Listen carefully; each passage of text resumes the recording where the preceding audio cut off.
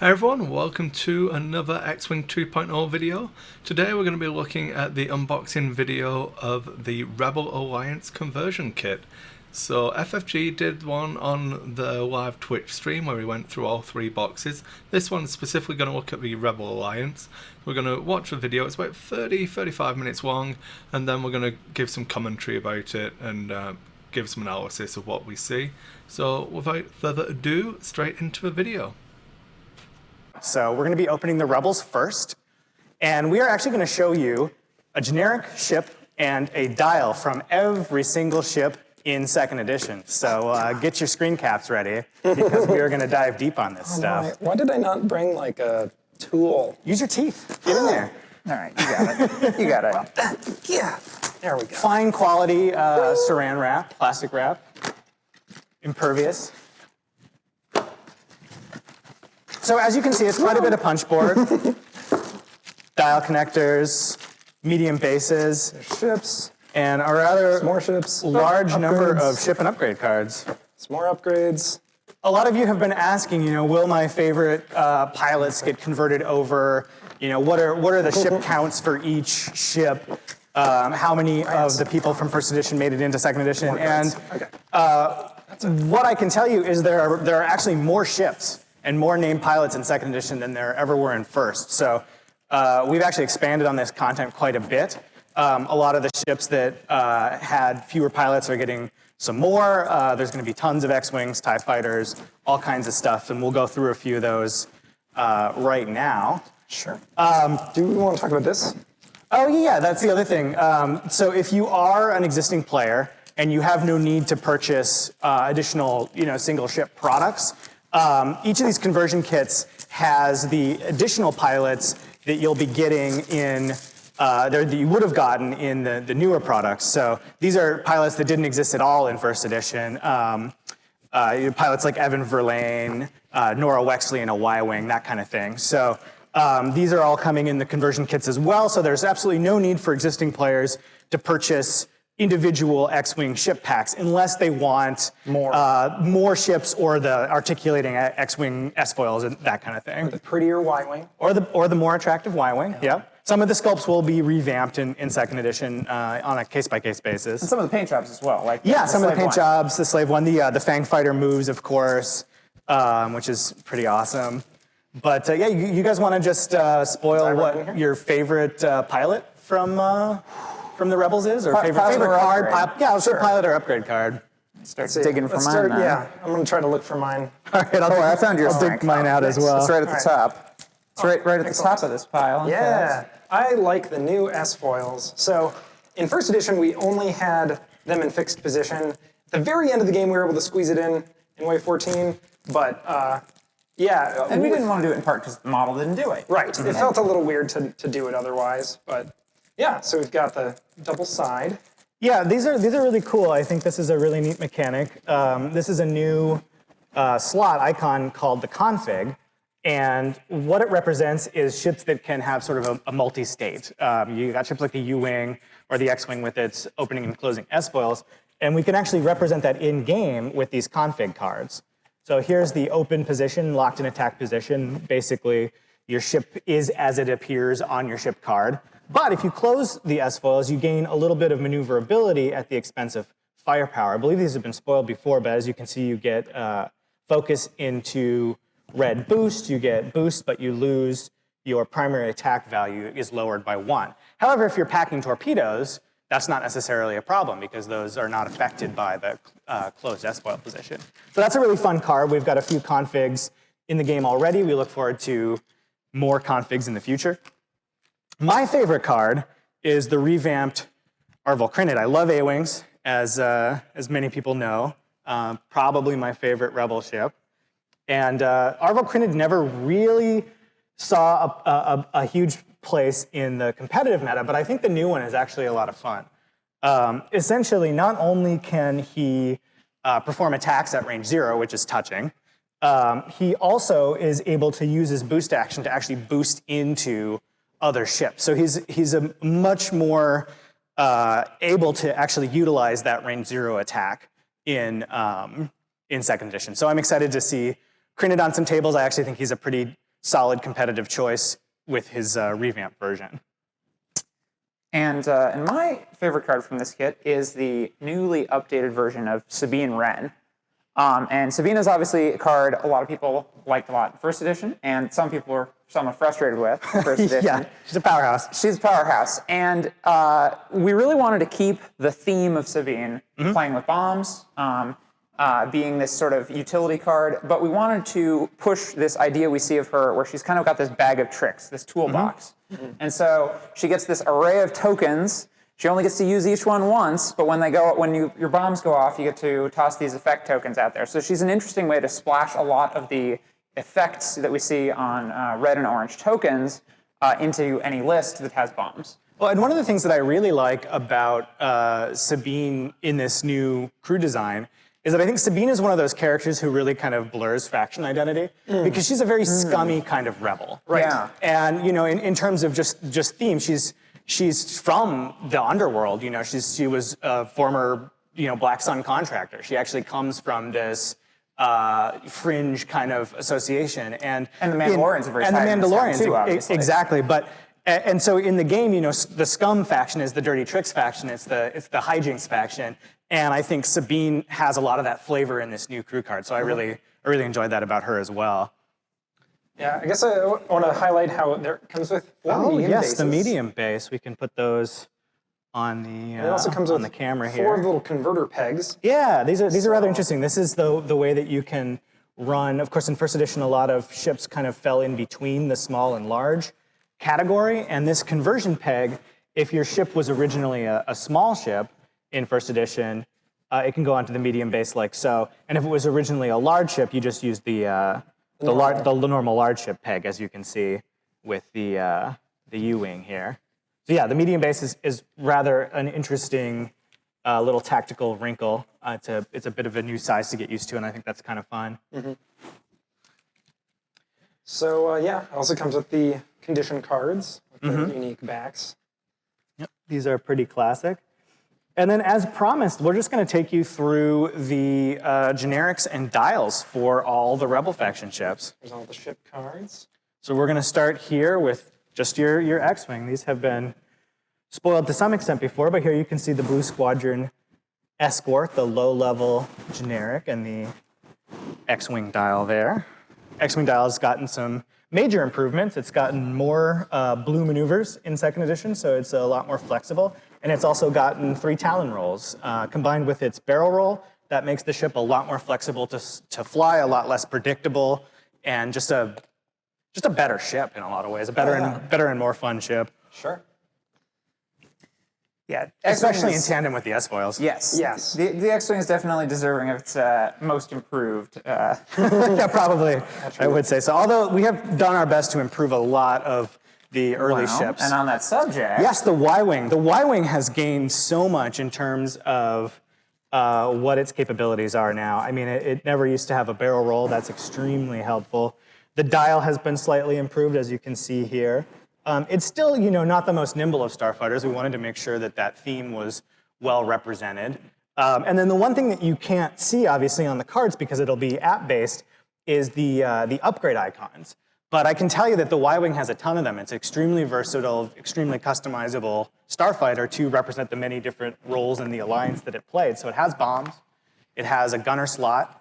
Most of the elite pilots have the talent slot. It basically has most of the mechanics that the Y-Wing should have, or it has all of the mechanics that the Y-Wing should have, that it didn't have in first edition just by virtue of being one of the very first ships released. So we're really happy that we were able to go back in and give it everything that canonically it had. It's a total Swiss Army knife starfighter, and you can build this in tons of different ways with turrets, with bombs, as a torpedo ship. And another feature of it, while you have it up there, is the red barrel roll. Yes, the red barrel roll, very, very handy. That gives the Y-Wing a lot of flexibility. You can see me completely squander a Y-Wing on the Team Covenant playthrough as I get it immediately destroyed. But I assure you, if used properly, the barrel roll is a pretty excellent feature of the Y-Wing. Well, that leads us to a good segue to a ship that you are notoriously good with. Yes, I love these little puppies. And the A-Wing in second edition is better than ever. It is well worth its points and it can be outfitted in so many different ways. So one of the cool things about second edition is, of course, the ship ability. And the A-Wing has one of my favorites, which is vectored thrusters. Essentially, after any action it performs, it can boost. So it's really leveraging its incredible speed. It's a red boost action, but it has perhaps the best, no, it's straight up the best dial in terms of blues in the game.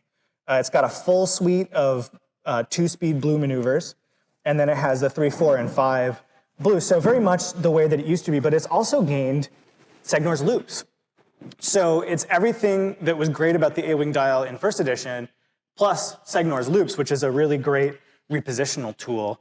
It's got 5 different actions, it's got target lock, and just being able to boost target lock or boost focus regularly with the A-Wing is a huge feature of this ship. It'll have missiles, so and it comes in at a pretty low price point, so it's a very, very nice little addition to a Rebel squad.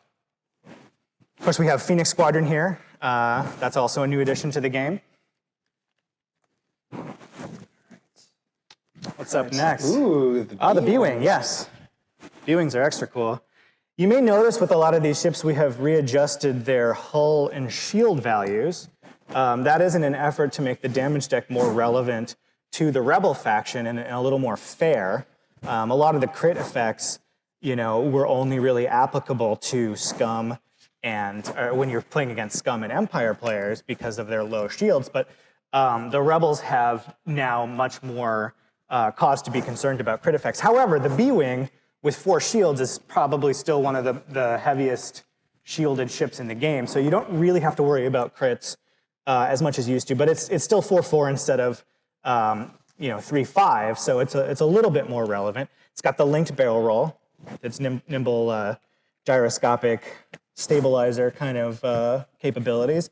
And its dial, again, sees some improvements. It's a little less clunky than it used to be. Still has a ton of red on it.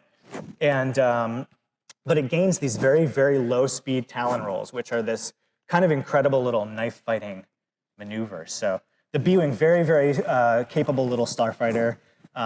Pretty beefy, can take some punishment and really dish it out. All right, I think for the next one, we're going to do a little change of pace and do a ship that you may recognize primarily from the Imperial faction, the TIE Fighter. It is the TIE Fighter. Hey, it's your old friend, Sabine Wren.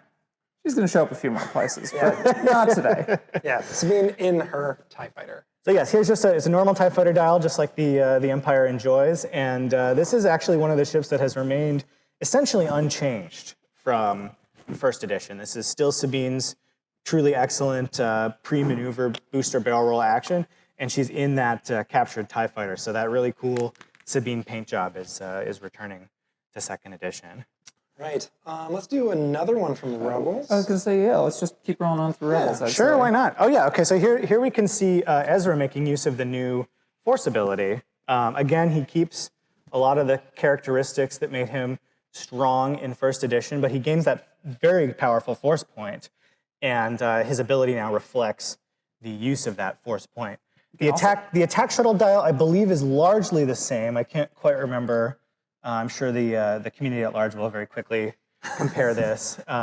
It's pretty similar, but the interesting thing is we no longer need to bake in the docking into the title. Right. Yes, the docking and the ghost and all of that is much more elegantly conveyed in second edition thanks to our ship ability, than the extra text space we have here. It's a similar mechanic, but it's way simpler to get across. Here's one a lot of people have been wondering about. Yes, here's the backwards sheathopede maneuver. Yep, it's the sheathopede. We figured that it's basically got windows on each end. It's a shuttle, so a backwards maneuver made a lot of sense for the sheathopede here. And it has baked in. It has its comm shuttle ability, which is extremely potent on a ghost or on its own. Coordinate is an incredibly powerful ability, especially in second edition with linked actions. So I think the sheathopede will see plenty of play here. Yeah, and interestingly, overall, we've definitely found that dedicated support ships are kind of playing more of a second role in second edition, and they also sort of have this interesting vulnerability dynamic. Yeah, no, support ships are much, much stronger, just thanks to the coordinate action, which was a late in first edition mechanic, but really we baked it into a lot of ships in second edition. So that is a very powerful ability. I think another one from Rebels we'll do next is Yeah, let's see the ghost next. Actually, if we have it. Yeah, I got it. It's I right can here. put the card up here because we've seen the shuttles. right. We The can other now effects. see how they how they function. Of course, in first edition, when you had any shuttle or when you had the attack shuttle docked, you had a 4-die attack out of the front and a 4-die attack out of the back, and that was pretty much due to tech space limitations and in an effort to have a reasonably simple ship to fly. But the nice thing is that in second edition, this baked-in ship ability with the tail gun means that you can have a rear arc attack that is the same as what shuttle you have equipped. Right. So of course you put an attack shuttle on there, and you get a 3-dice attack out of the back. You put a Sheathipede class shuttle on there, you get a 2-dice attack and coordinate. And so there's just all kinds of different ways that you can build the Ghost. And as you can see here, the Ghost dial rather similar to the way it was before. So no big changes there. And then a simple title here for the Ghost. Yeah, and to facilitate the ability to use the Ghost title, we also have the Phantom title as well. Yes, I'll throw the Phantom that guy title on up there. here. With the For- Ghost. That's a lot less text than the old version, huh? Oh, yeah. So the Phantom basically can just redock to the Ghost, and thanks to its title, it's able to do that. So these are operating pretty much the way, slightly different from the way they did in first edition, but much more cleanly and simply. Let's see. Yeah, I think we go with the other. Yeah, let's drop levels. an Azatuk in here. Here's the Kashyyyk Defender with 3 Ys, so you know it's potent. This was a formidable ship, obviously, in first edition, and it's still a powerhouse, but it's not quite as frustrating to play against, in my opinion, because of the way Reinforce works now. Reinforce no longer blocks attacks completely. It just reduces them to a minimum of 1.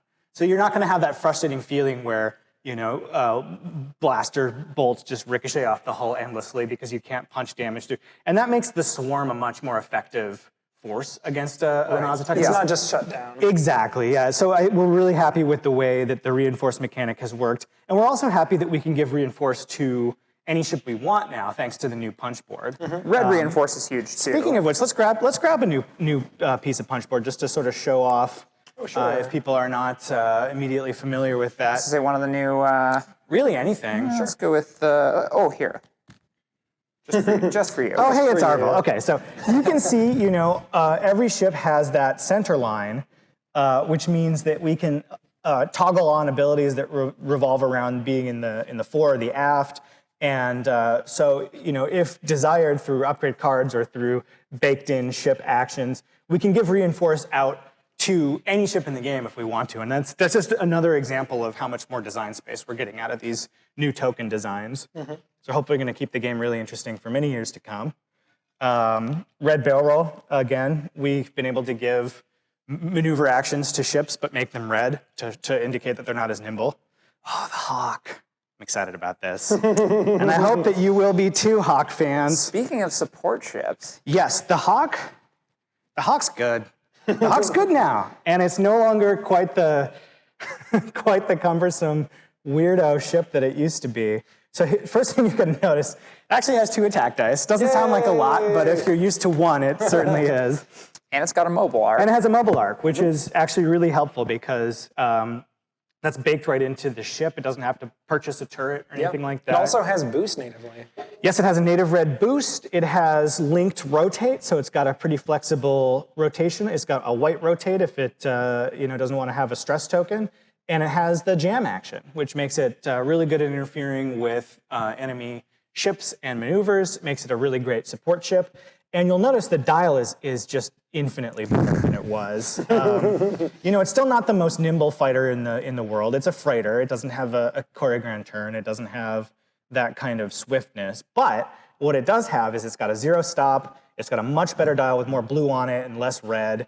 And it's just a much more capable ship than it used to be. And actually, if you want to dig out the Moldy Crow, Sure. I do want to show that off as well, because you can actually build a Super Hawk if you are really so inclined. And I actually think this is one of the most fun titles in the game. Yeah, it's definitely one of the most transformative. Especially if you were a Dark Forces fan, if you were a Kyle Katarn, Jan Orr's fan. This is their signature vessel, of course. And look at that. That's a Hawk with a primary 3-dice attack. And of course, it retains its mobile arc. So that has, it has the wingtip guns, it's got the mobile turrets. It's like a tiny little Shadowcaster. Yep, it's exactly. basically got, like- And it's got the old Moldy Crow title, which allows it to stack a pile of focus tokens, but it's not infinite anymore. Right. Which is a key thing to note, I think, in second edition. We've tried to limit the amount of, or eliminate entirely the amount of, like, you can have infinite stress, you can have infinite focus tokens, because that really discourages engagement. If you can only battery up to 2, there's no point in running around for 7 rounds before, getting into the fight. So we've tried to keep an eye on that wherever possible. But this is a really fun little ship to fly, I've got to say. So. And Do we want to go from one turret to another? Oh, okay. let's see what's From one next. support ship to another. Yeah, support ships. So, okay, and that's the other thing. Support ships are really potent. The U-wing coordinate ability is very, very strong. And it's also a strong attack ship in this game. It's better than it used to be thanks to a new pivot wing title. A slightly improved dial with much more blue on it means that it can do that 0-speed maneuver. You want to look at the pivot wing too? Yeah, let's check out And the a pivot medium wing. base. And a medium base, actually, that's a huge improvement. It shortens its coordinate range a little, but it makes it so much more flexible. I'm a big fan of the new U-wing. And here is the pivot wing title, of course, open. No real excitement there, but it keeps its high agility base stat for a shuttle. That's quite good. And then when you close the pivot wings, you lose an agility, but you gain the incredibly powerful ability to perform a 0 maneuver and flip your ship 90 or 180 degrees. You can kind of park this thing, hover in place, and provide support fire to your teammates, and it's really effective. I really enjoy flying Yeah, I'm all really these glad we were support able to ships. get the 90 in there too. Because Yes. it's just sort of like, you don't know where they're going to be. You know they're going to be there, but you don't know where they're going to be facing. And yeah, it's a very different play style. We can just do so much more with all the tools available to Yeah. us in this new format. Yep, like the little angled corner guide that comes in there. Yep. Allows you to do this maneuver pretty handily.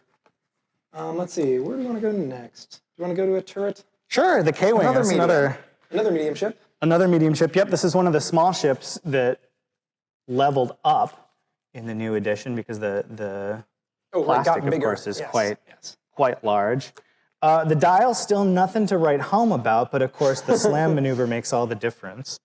It's got white reload, which is very significant because almost all ordnance and many bombs and devices can be reloaded in second edition, which means that the natural playstyle of the K-Wing to sort of slam out of danger, reposition, reconfigure, remains a very viable tactic. And it can take these opportunities to sort of recharge its munitions and get back in the fight. And so that really works out well for the K-Wing. As you can see, the shields have been lowered a little bit. And it has this primary turret situation, which this is a double arc primary turret. This is what we've used to represent ships that have more than one turret. It's got a ball gunner on the bottom of the cockpit, and it's got a turret gunner on the top. So if we want to actually dig out that double arc, we can show people what that looks like. Basically, nothing has 360-degree coverage anymore, but the ships that do have a lot of turrets, and we wanted to represent that, we've given it basically 180-degree mobile coverage. So this is on the medium base. This is that double arc. So as you can see, pretty easy to operate. That just fits right over the punch board on your medium base like that, and points to the two quadrants of coverage that you can use that primary attack on. Sure. Do you want to keep that train going? Sure. All right. Here's another one you might recognize, but its stats have been adjusted. And one thing you'll probably notice across the board, certainly as we continue, is that in a lot of cases, shields have come down and hulls come up. There are a number of ships where there have been slight adjustments to sort of, usually like a one-for-one trade, because it makes critical damage more effective and interesting, and it sort of creates this trade-off dynamic. So yes, here we have the Outer Rim Snuggler, the prototype for the modified YT-1300 Millennium Falcon style ship that everyone's quite familiar with. So the biggest differences to the new Falcon, of course, it has a built-in red large ship boost. And one of the big changes about second edition is large ships having boost is an incredible rarity. That's such an incredibly powerful ability, and pretty much every large ship in first edition reached right for that engine upgrade, almost inevitably. So engine upgrade still exists, but it's much more controllable. All it does in second edition is turn your red boost white. So you already have to have boosting capability. You can't Go from nothing to... Yeah, you can't level a slow shuttle type ship into a speed demon, but you can improve the already decent capabilities of something like the Outer Rim Smuggler. And as you can see, also the dial has changed. The ship no longer can pull off those hairpin 1 turns, which we, compensated for with more blue, with built-in Segnor's loops, and a gain of the 3-speed maneuver here. So it's still quite a capable ship, but it's no longer capable of those incredibly tight turns, which I think is more reflective of its ability. And we can take a look at the title here, too. Yeah, We should look at the Falcon. Let's look at the Falcon. But on a related note there, playing off of the different actions that the cards can give you, this card gives you a new action that wasn't on your bar originally. Yes. And the effect actually works off of it. Yep, exactly. So when defending, if you are evading, which means if you have an evade token, you may reroll 1 defense die. So that's quite good. It gives you this choice point. Do you spend the evade? Do you reroll? Do you reroll and then say, oh, it still doesn't work, I'm going to spend the evade? It depends on how many shots you think you're going to take that round, and it just gives you yet another decision point to make. It's also, I remember when we were coming up with that, we talked about the theme and how it's the Falcon, you got to decide whether you want to gamble or not. Right. That's always a classic move. All right. Do you want to go with the last big turret? Yeah, we did the YT 1300. Let's do the YT 2400. Why not? This one retains its ludicrous dial, remains, does not gain Segnor's loops, but it remains one of the most potent, most maneuverable ships in the game. And as you can see, it has a pretty wicked attack profile here. It no longer has the sort of ability to equip these upgrade card cannons. We've baked that into the ship ability here. But it still does have a representation of that The most commonly used one. Yeah, sensor blind spot. So it's made some gains and it's taken some hits, but it remains an incredibly effective, very, very powerful ship. Yeah, so instead of having no attack at range 1, it's 2 dice instead. But with the only like 180% coverage, 8 degrees, 180%, 180 degrees coverage, you aren't actually getting, you can still miss shots. And this is a great example of how ship ability can really change the way a ship plays and help us create that new identity for that ship with just a little bit of an addition that's on the card already. And of course, the barrel roll is now red, which is appropriate for a large ship. This one also has a red barrel roll. Yes, the Z95, largely unchanged, but slightly improved.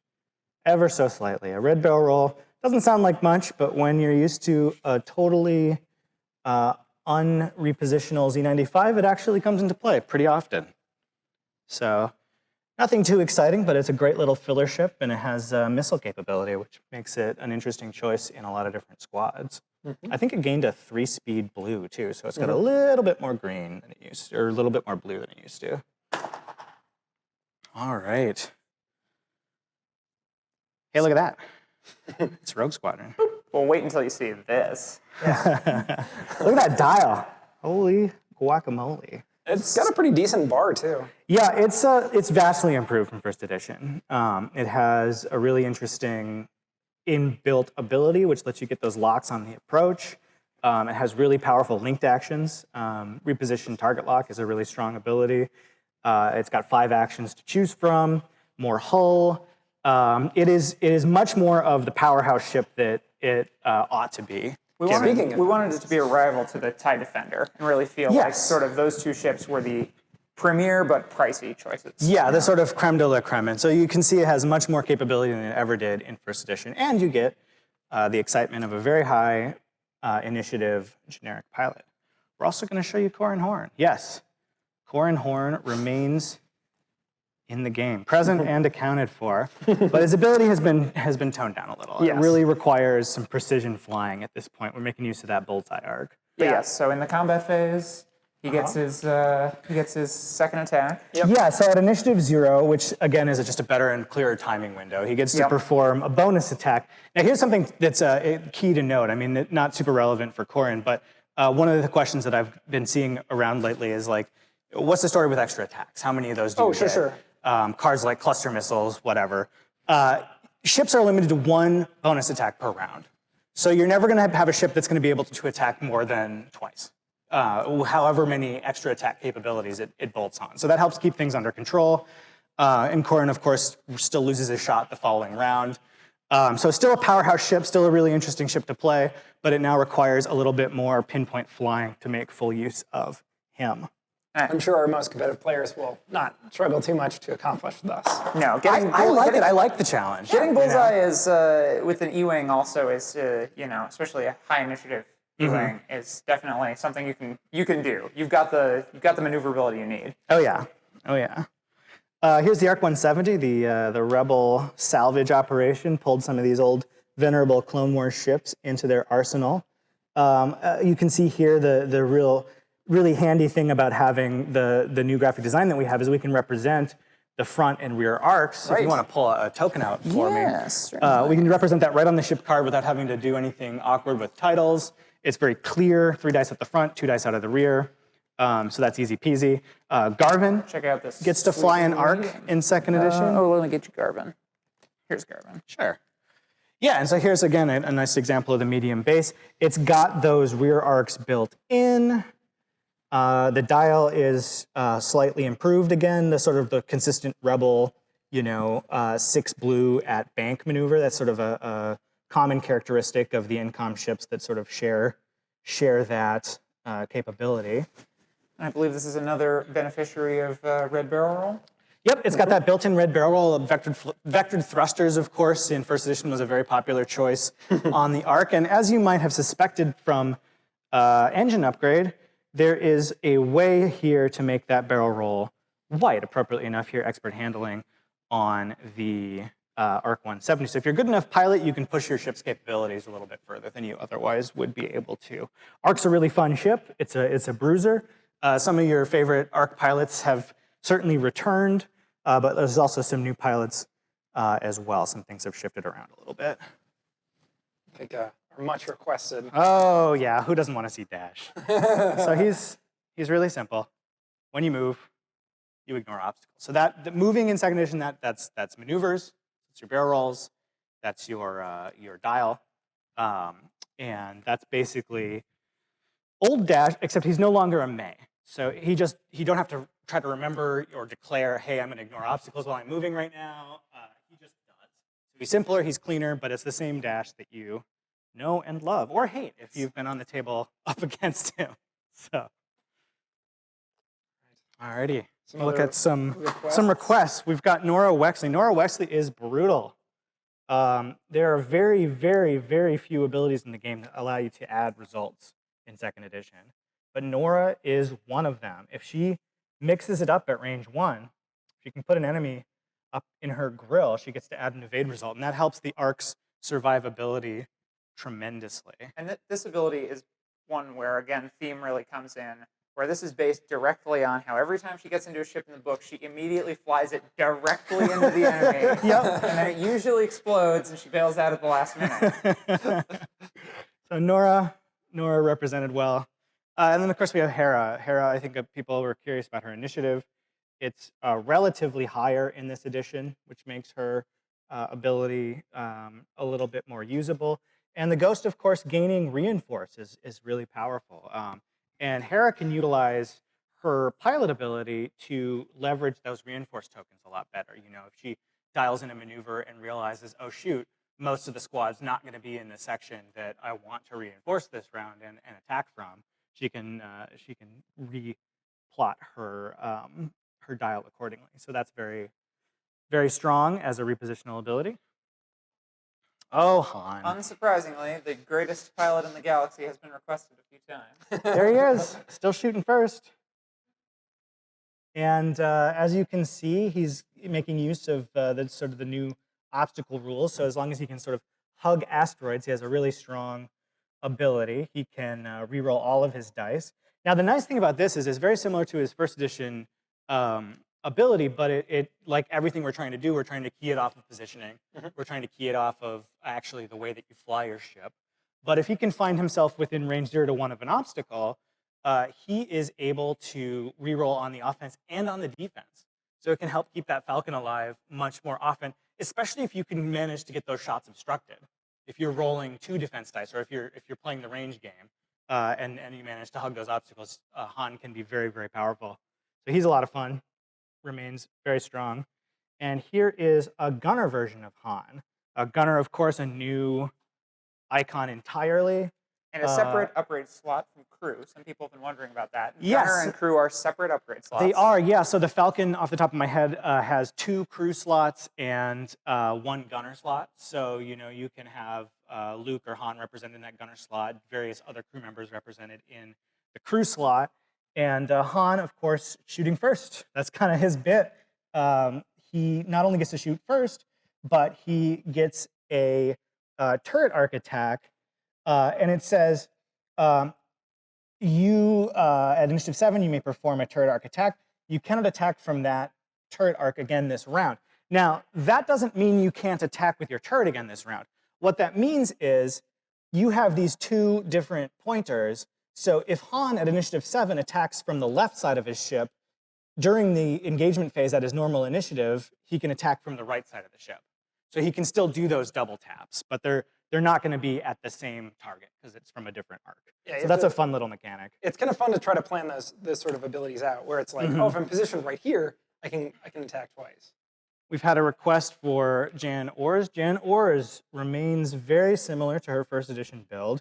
She's on a much better chassis, and all these Hawk support abilities are now arc-based. So it says, while a friendly ship in your firing arc performs a primary attack, if you're not stressed, you make a stress token. If you do, that ship may roll 1 additional attack die. So very similar to her first edition ability, but it requires a little more pre-planning. And in her role as an intelligence operative, she's, you know, giving targeting information Yep. and all that, and making sure that people know, you know, like where to focus their fire. And But she has to have her weapons and sensor arrays locked in on that on that ally as well. So you have to plan a little bit more with that mobile arc. But again, very, very few abilities in second edition actually add attack dice. Oh, yeah. So this is a hugely strong support ship and remains a ton of fun to fly. Right. Another. Oh, Myranda. Well, Myranda took a hit. We're not going to beat around the bush there, but she needed to come down in power a little, well, a lot really.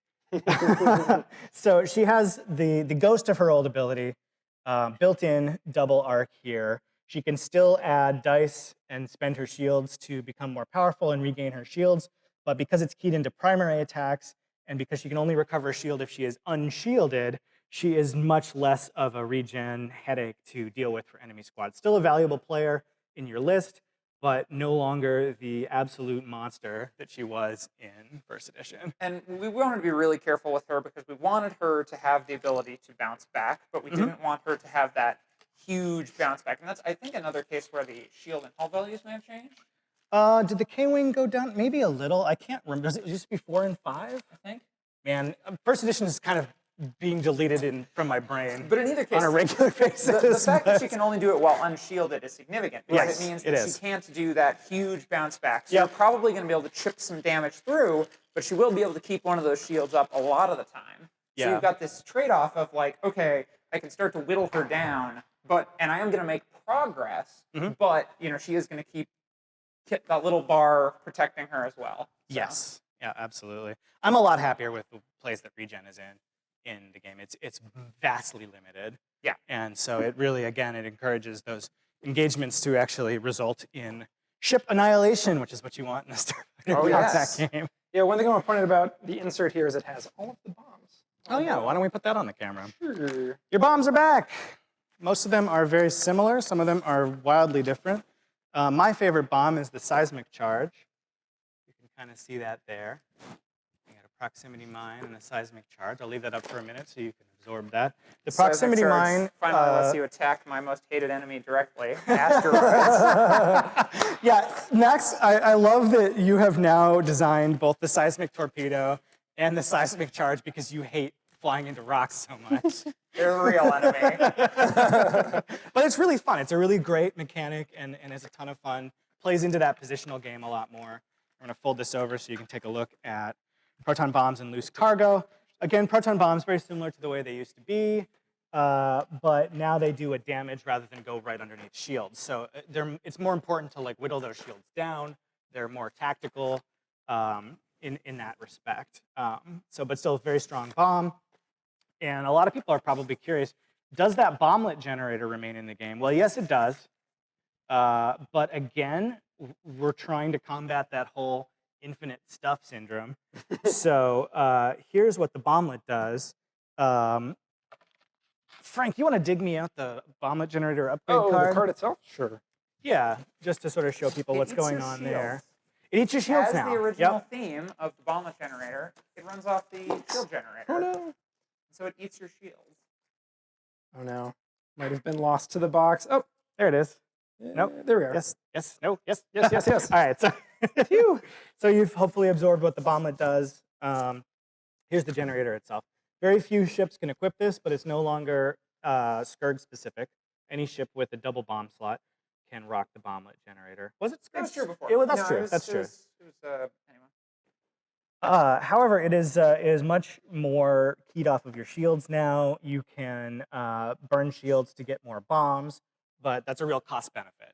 You know, if you're in a position that you want to keep dropping bomblets, it's going to cost you, and of course, it's finite because eventually you're going to run out of shields. It's just inevitable. It's quite interesting on a pilot like Myranda, Very but much she's so. going to be spending a lot of time, like trading her shots for shields and then trading those shields for bombs. It's a pretty complicated economy there. Yeah, definitely not the kind of infinite bomb dropping that we remember from first edition.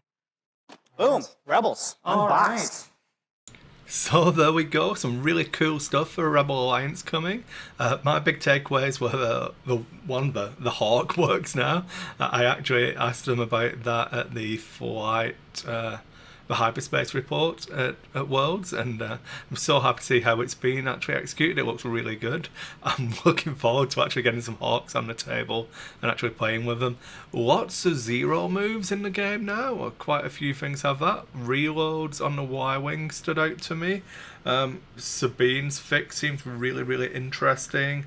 Myranda being reined in like that works pretty well. I've got a couple of things here. The new Moldy Crow title, being able to redock your Phantom looks pretty fun. I mean, you obviously all ships give up half points now, but you could redock the Phantom with it on one hull to try and protect it, stop it from giving up those last few points. Seems pretty interesting. But yeah, there we go.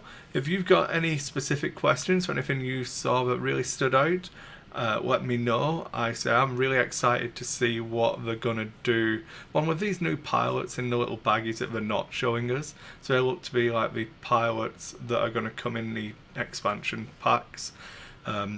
Personally, I'm probably still gonna pick up at least one Y-Wing, just for a new sculpt. I'm not sure if I'm gonna buy more X-Wings yet, but let me know what your plans are. And I hope you found it as entertaining as I did, because I really enjoyed watching the banter and the chemistry between the three of them. Just makes for really, really good viewing. So if you did enjoy it, make sure don't necessarily just give this video a thumbs up, although I would love it if you did, but go and give FFG some feedback as well, that we really like seeing this type of content from them. And make sure you subscribe to his channel. I'll be doing, obviously, more videos like this, lots more content for X-Wing 2.0, and lots of other FFG games. And thanks to everyone who supports me on Patreon.